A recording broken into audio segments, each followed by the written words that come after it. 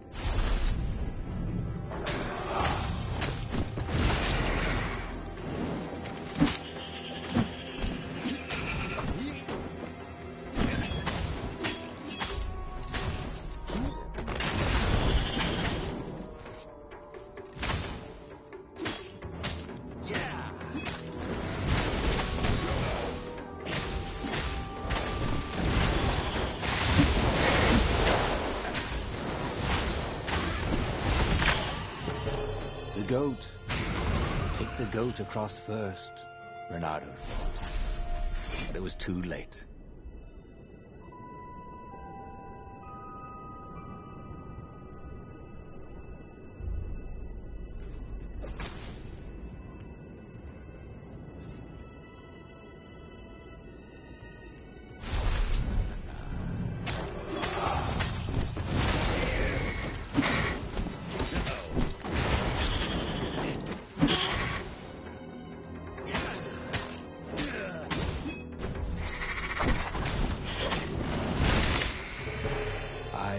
Go, he thought.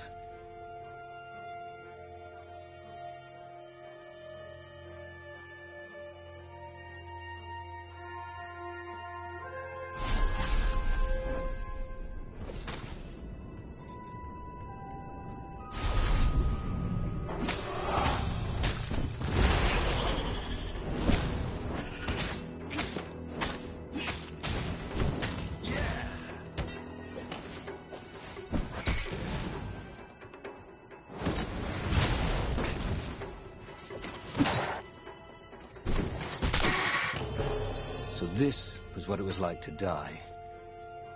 Not nearly as much fun as they said.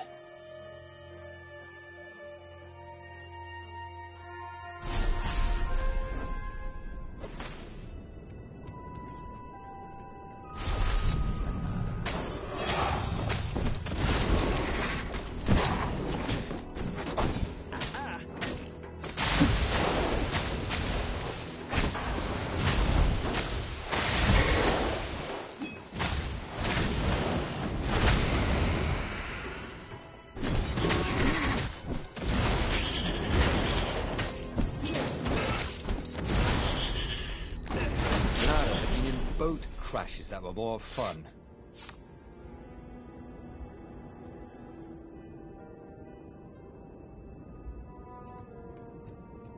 Oh, this was not a fun way to die. Even if he survived. No one would write ballads about the fox whose knees ached forever, would they? Not unless he paid for it. And he hated paying for publicity.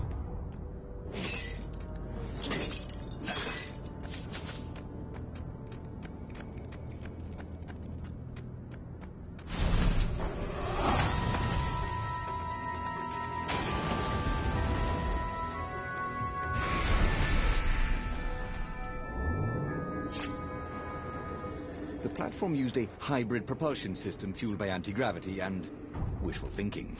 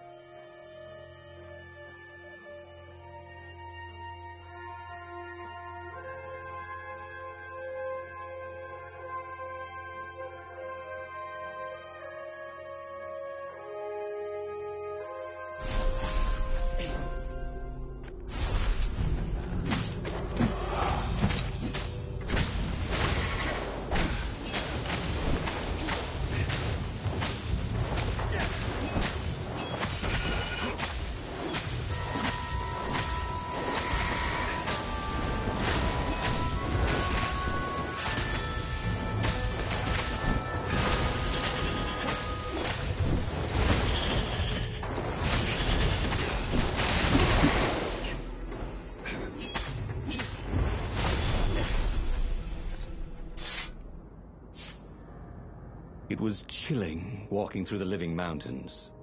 There was always noise up ahead. Insects, birds, the croak and flutter of ravens arranging ambushes. But close by, there was only the breeze and the trickle of melting snow, as if every living thing was holding its breath for his poisonous burden to move on.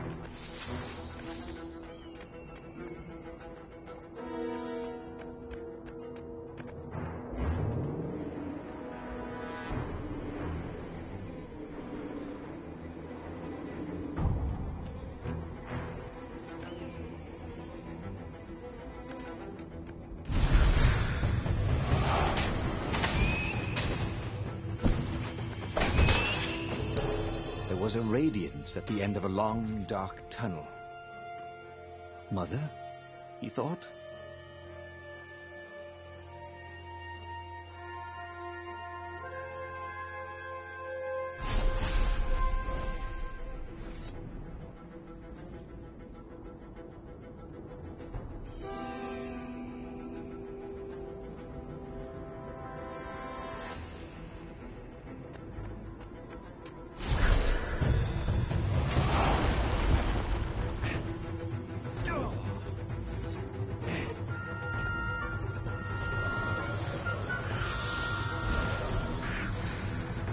Don't be shy.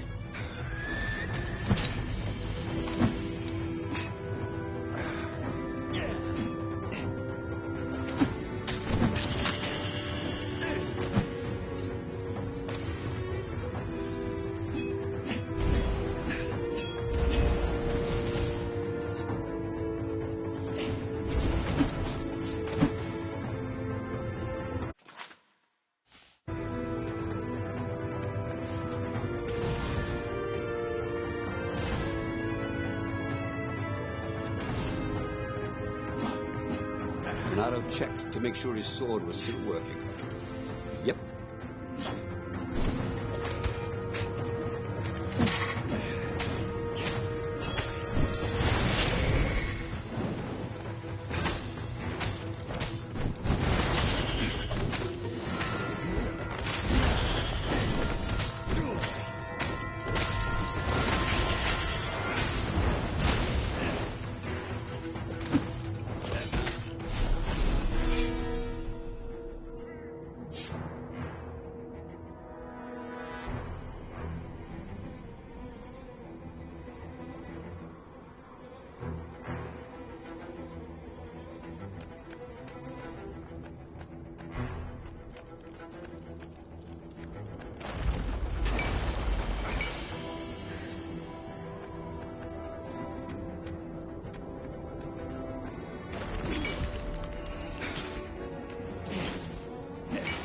Well, they really needed to redecorate anyway.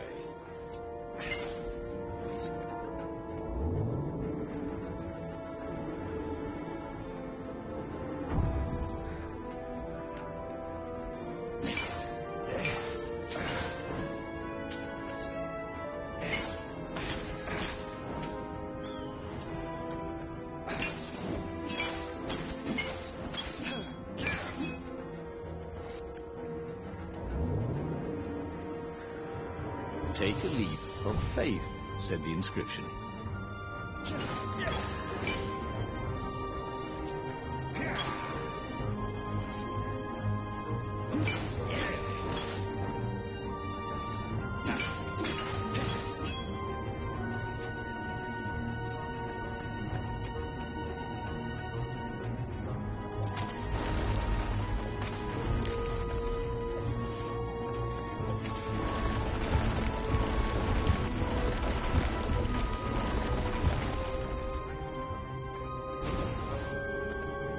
As for the gate, well, he could take her or leave her. Sorry, it's best I could do. Bernardo wasn't sure he should have rescued Latino. He could have had the Sky Ripper. Now all he had was the core, but it was killing him.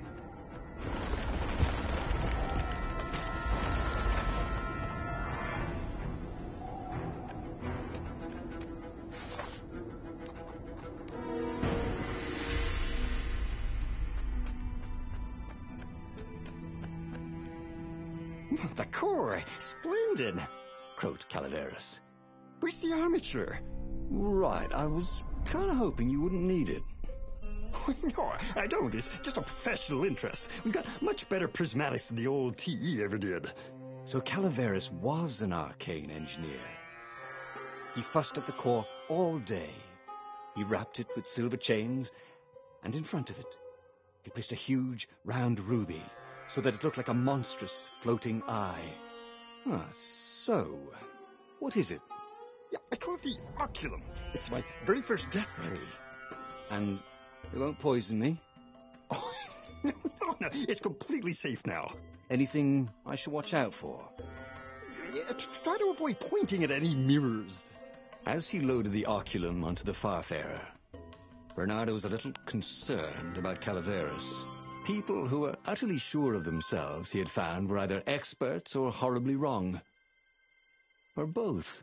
But Bernardo only needed to fire the oculum once. He only needed to destroy one ship, the Emperor's ship, and the war was over. Bernardo plunged into the Imperial fleet. He felt the oculum humming. He no longer felt sick. This was going to be fun. Or at least, it was going to be over.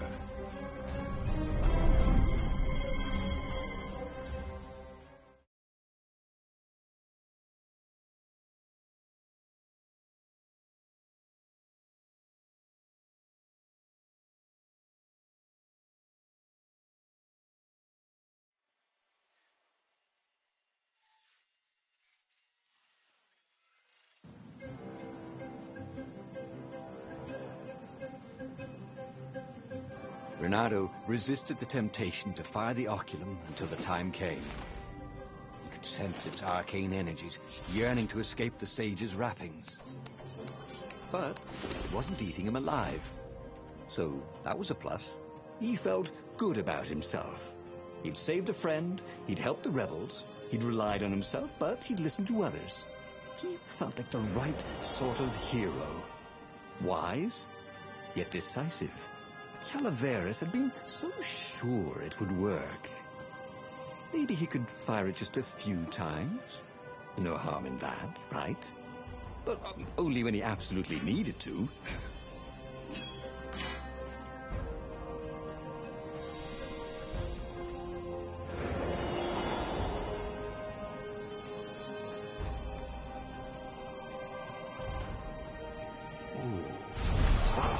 Led right into the middle of the fleet.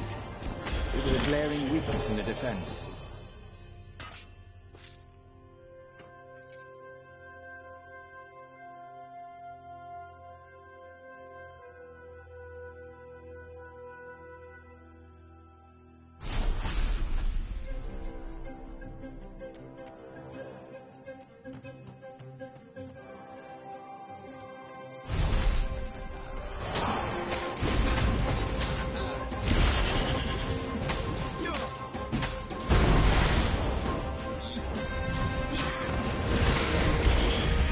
Burned fur.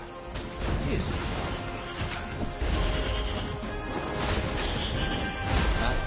That's going to hurt. Actually, it already did.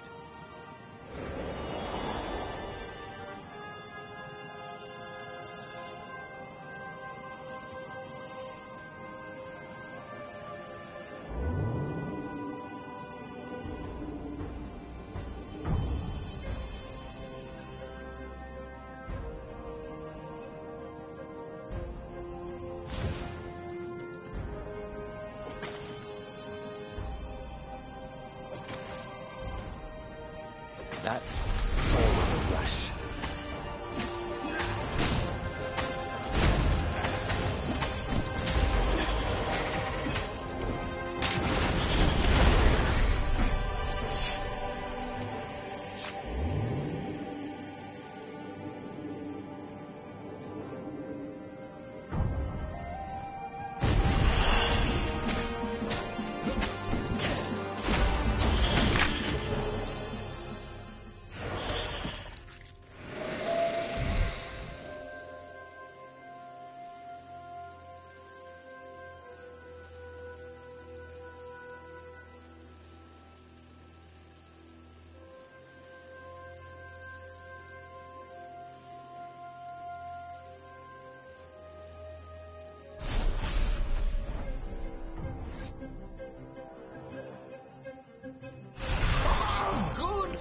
Did you run for the nest? Said the lead raven.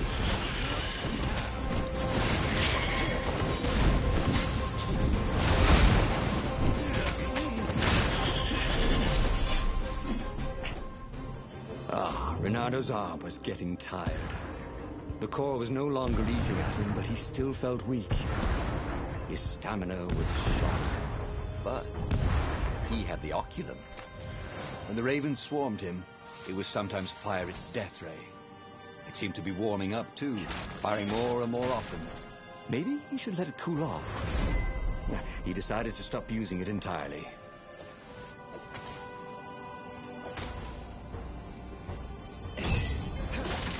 Renata felt a little better.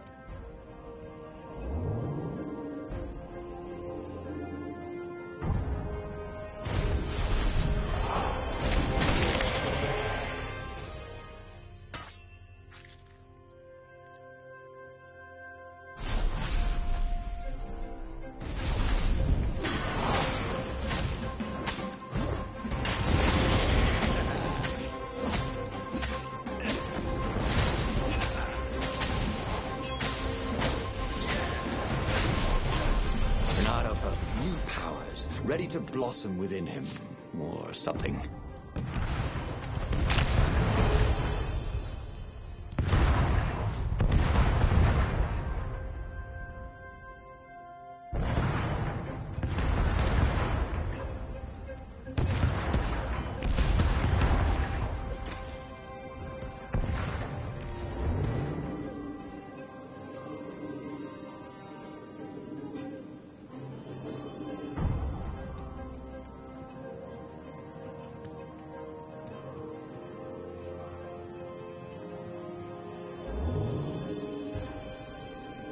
Oh, this really didn't have much in the way of safety features, did it?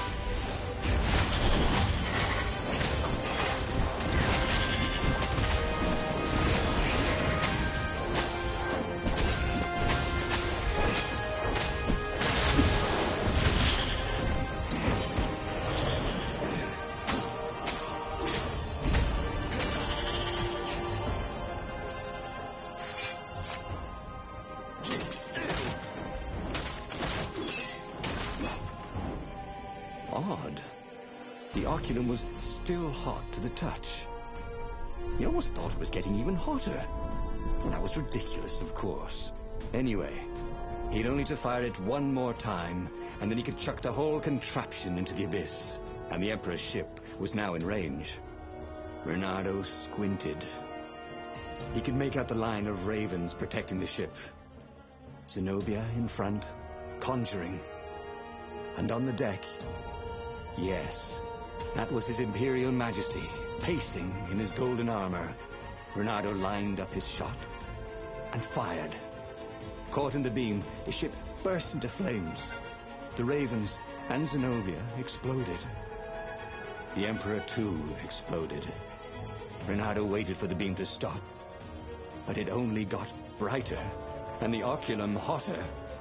Frantic, Bernardo pulled the oculum towards the abyss. The ruby burst into flames.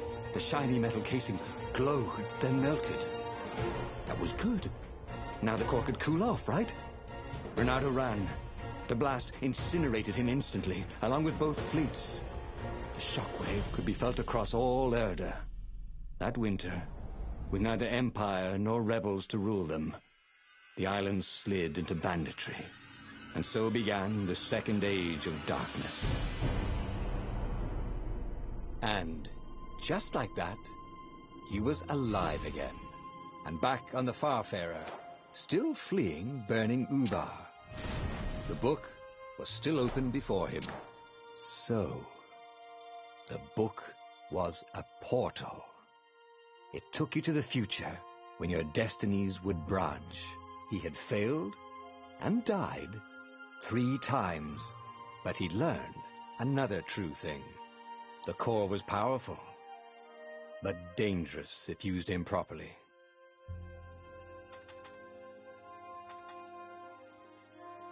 But he was starting to feel like he was getting the hang of this.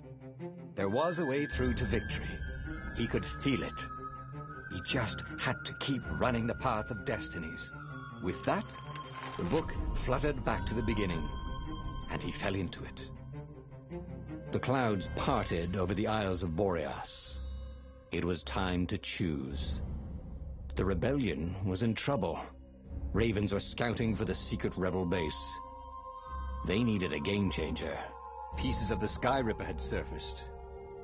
Bernardo knew that using it could go catastrophically wrong, but he was sure he could figure out how to use it safely. Also, a temple had risen out of empty desert. The Iblis stone was hidden there. It was a dangerous artifact. It could corrupt its user into a bloodthirsty monster.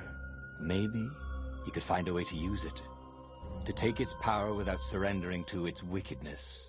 On the other hand, his old friend Lapino needed rescuing. Lapino was no game changer, but could Bernardo really leave an old friend to the Ravens?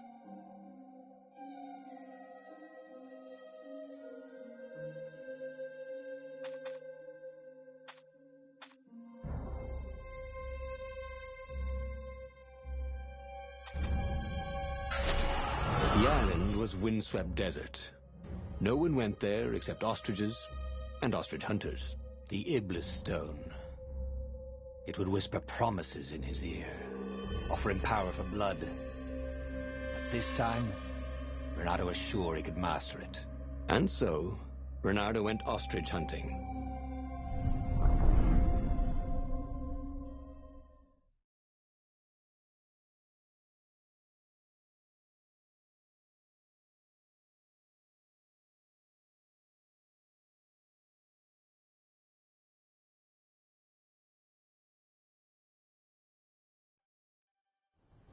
Every child could sing verses about the Sky Ripper, but ancient codices held hints of other things.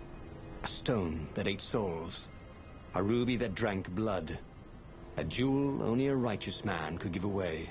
Were all these things the Iblis stone? Long hidden in a buried temple, another ancient item that was only resurfacing now, drawn up from the deeps by the Emperor's horrific rituals?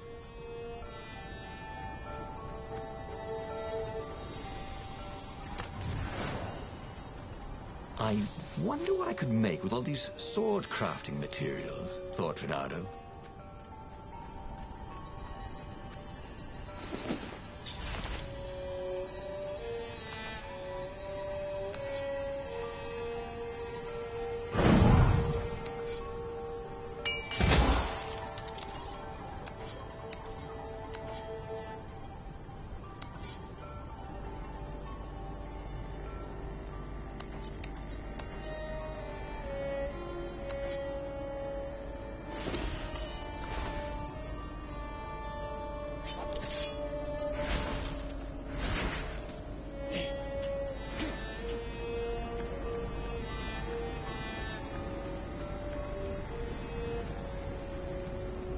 What was he doing here? Last time, the stone had fought him for possession of his own soul.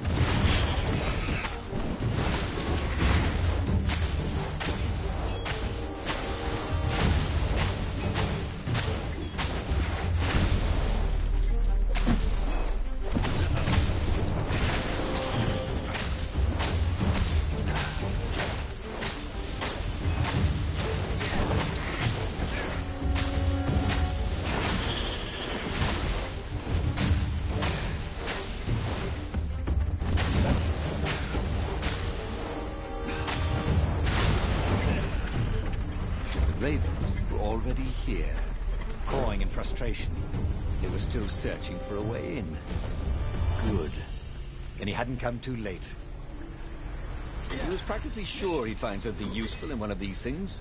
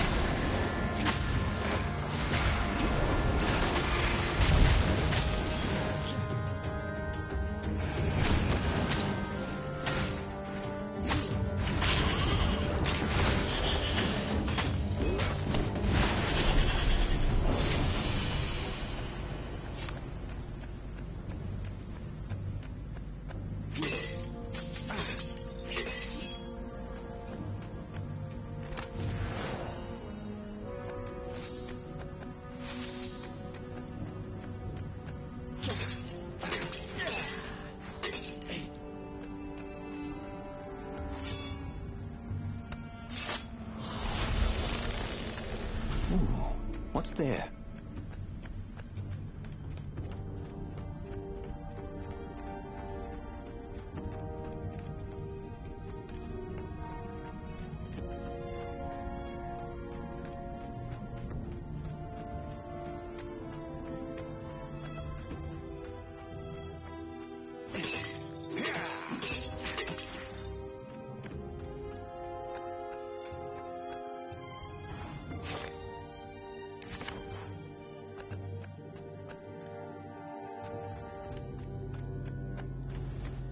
He was sort of yanking his own chain, wasn't he?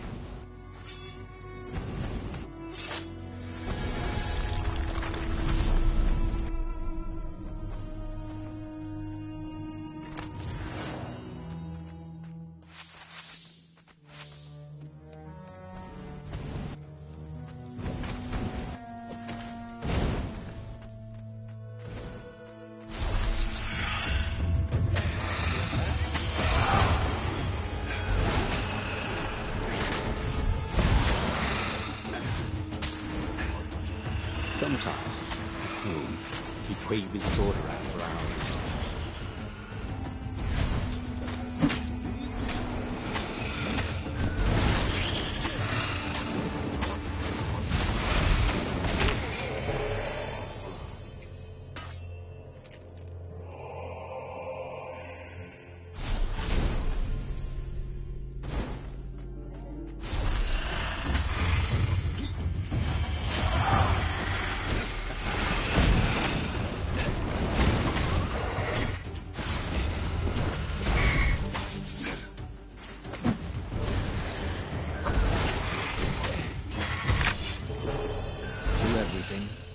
There is a season. He turned over and died.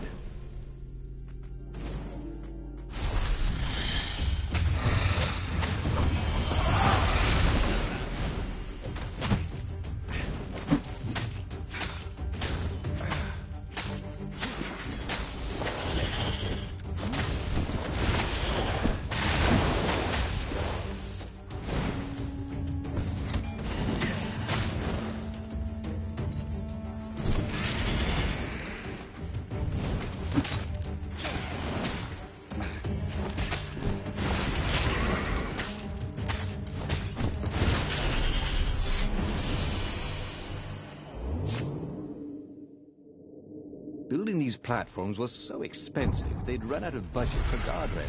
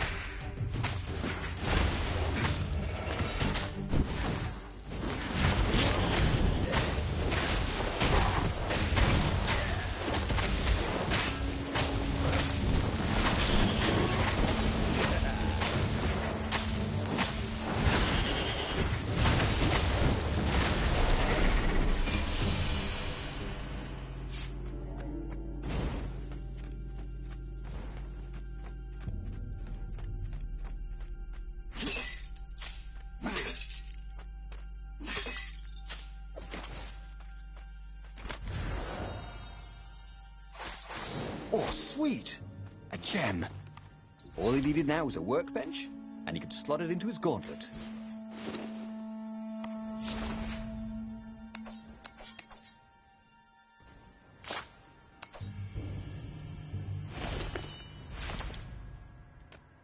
There had to be some way to use the Iblis stone. It was old, wasn't it?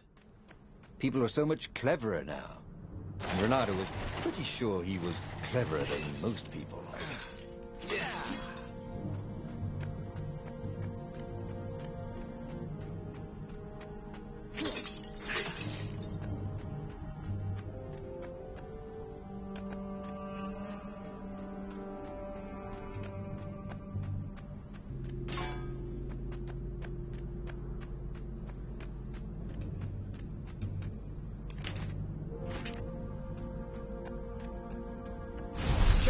Kill the rebel!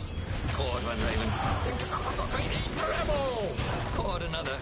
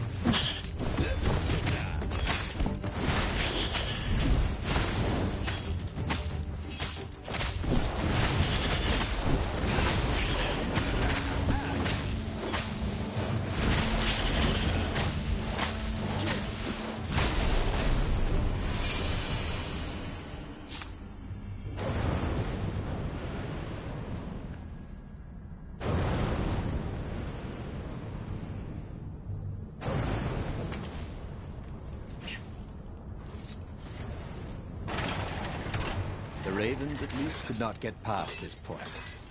Obviously, the temple builders knew how to deal with tomb raiders.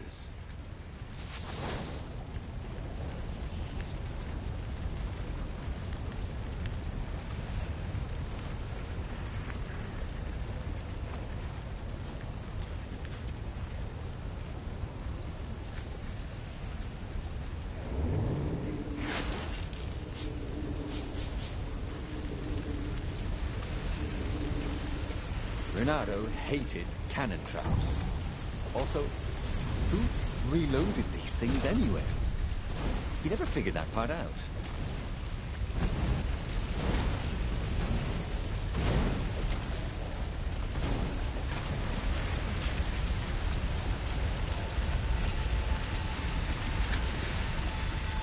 It was a stone of the purest blackness.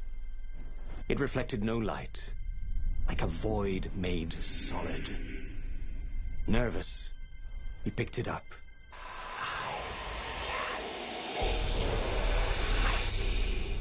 Who said that? It was the stone. Eager, thirsty.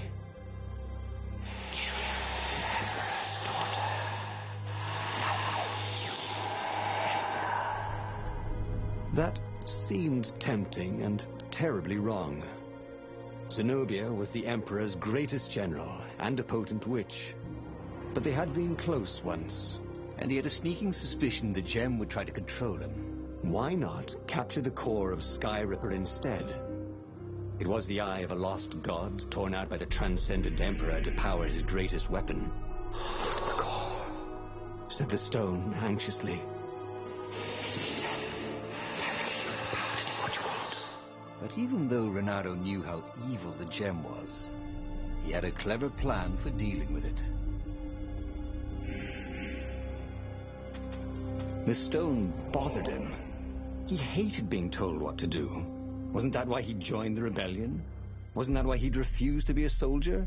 He'd agreed to come on board only if he could freelance. The stone felt a bit clingy, and he had a feeling it did not have his best interests at heart.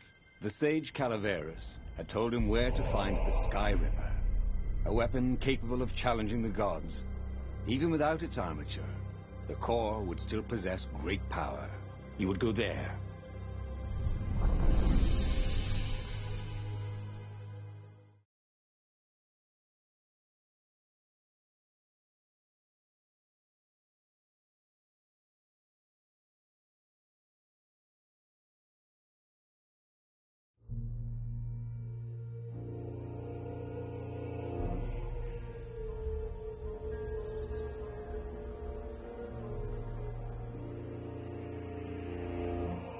The moment he landed the Farfarer, Renato had a rare feeling of regret.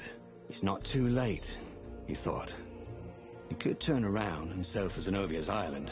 He frowned. Wait a minute.